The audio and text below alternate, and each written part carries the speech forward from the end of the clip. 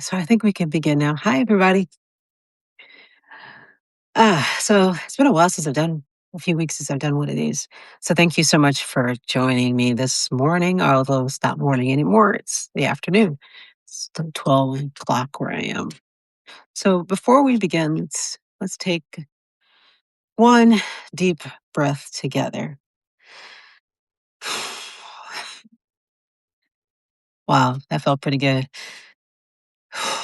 What a week. What a week. Or what a year. What a few months. Before we begin, we're going to take this breath. We come together, we come to this text carrying a lot. So we're in the Torah portion, Tetzaveh.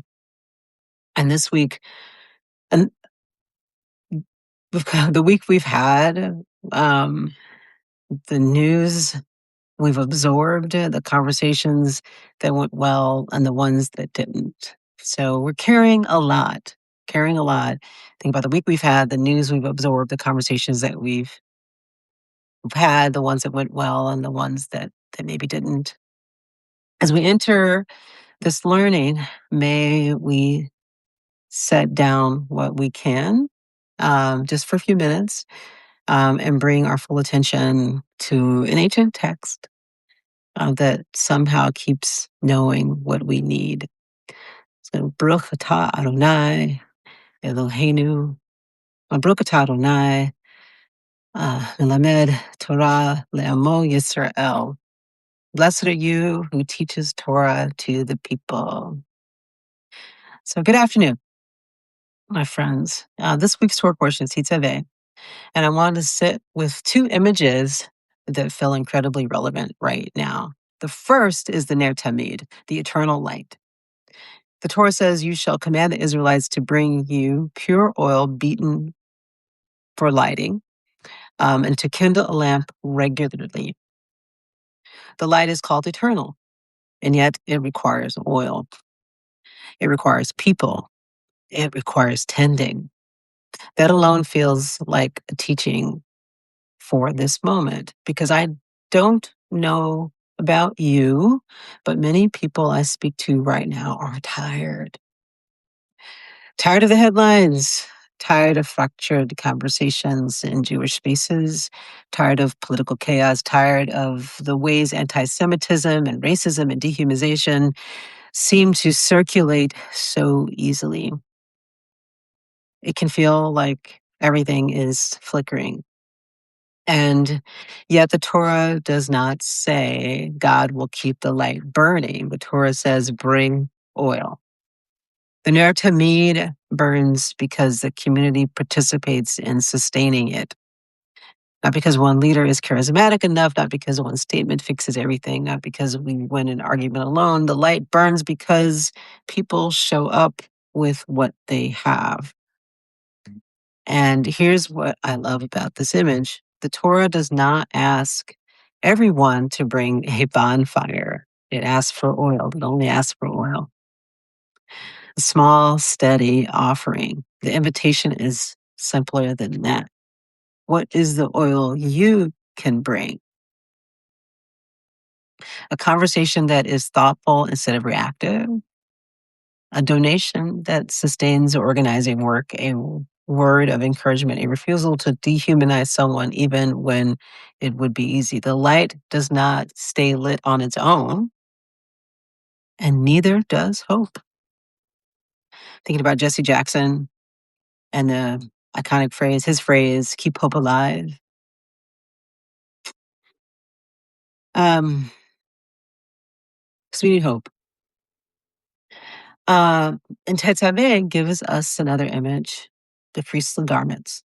They are described as being made lekavod u'tilferet, for honor and for beauty. Why does the Torah care about clothing? Why so much detail? Because dignity matters. Because how we clothe someone shapes how we stand in the world. The priest doesn't dress because of ego or isn't dressed for ego. They are dressed so that sacred service is surrounded by kavod, by honor. And I can't help but think about how different This feels from the tone of so much public discourse right now. We live in a moment when language strips people. Immigrants reduced to caricatures, Jews flattened into tropes, political opponents described as less than human, entire communities talked about as problems to be managed instead of people to be honored. Tetzaveh teaches something countercultural. Holiness requires dignity.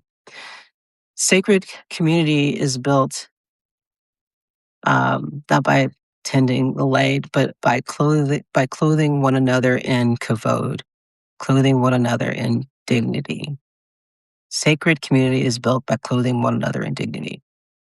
When we strip one another dignity, the sanctuary fractures.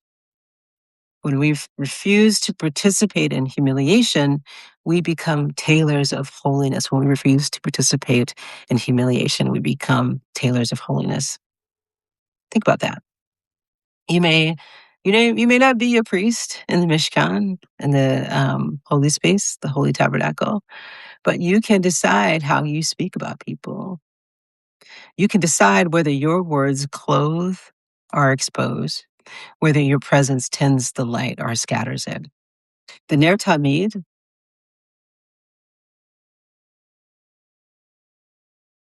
because we bring oil, the sanctuary stands because we protect dignity. Tetzaveh doesn't ask us to wait until we feel ready. It assumes that we will be tired, and it assumes the wilderness is hard. And it says, anyway, tend the lamp, craft the garments, the work continues. And here's the hopeful part. The Torah assumes we are capable of all of this. It assumes we can bring the oil. It assumes we can create clothing for honor and dignity, for honor and beauty. It assumes that even in a wilderness, especially in the wilderness, we can build a sanctuary where light burns steadily and people stand clothed in dignity. Remember, to build the Mishkan, to build the holy sanctuary, the tabernacle, it required all of our gifts. All of our gifts built the Mishkan. So maybe the question for us this week are simple. Maybe the questions for us this week are simple.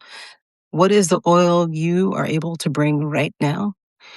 And who can you clothe in kavod? Who can you clothe in dignity or honor? Who needs to be spoken about with more care?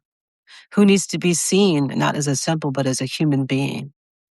We cannot control the entire wilderness, but we can tend the lamp in our corner of it. We can choose honor. We can choose honor over humiliation. We can choose steady light over dramatic flame. And if enough of us do that, if enough of us bring oil and sew garments of dignity, the sanctuary holds. And the sanctuary holds because it's been tended to. It doesn't have to be perfect. It just has to be tended to. So phone's ringing. I'm almost done. So may we go from this learning with oil in our hands and kavod in our hearts. May we be the ones who show up, not perfectly, not without exhaustion, but steadily. May we be the ones who show up steadily to keep the light burning in the places we inhabit. May our words clothe rather than expose, honor rather than diminish. May we recognize the sanctuary builders around us and call them by name. And when we are too tired to bring much, may we trust that a small, steady offering is enough. Because it always has been. A small, steady offering has always been enough. Hazak, hazak, v'nit hazak. Hazek. Hazak, hazak, v'nit hazek. Be strong, and may we be strengthened. Shabbat shalom, my friends. Have a great weekend.